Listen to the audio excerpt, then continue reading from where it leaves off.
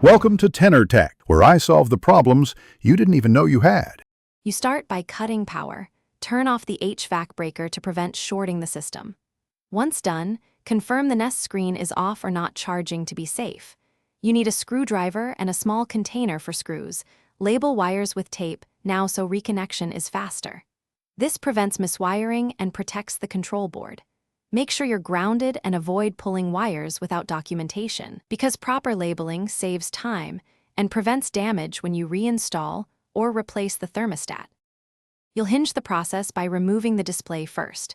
Grasp the Nest display and pull it straight outward. It's magnetic, not glued.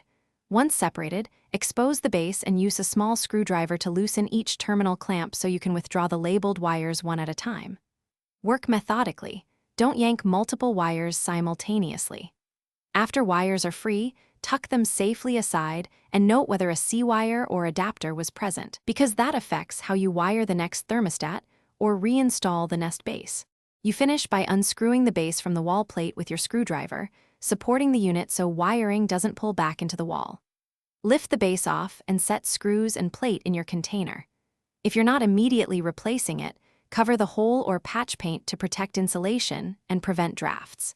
If things go wrong, first restore power and double-check breaker status, verify your wire labels match the system terminals, and consult the Nest Compatibility Guide to resolve wiring or adapter conflicts. Thanks for watching. Subscribe to keep your life in tune.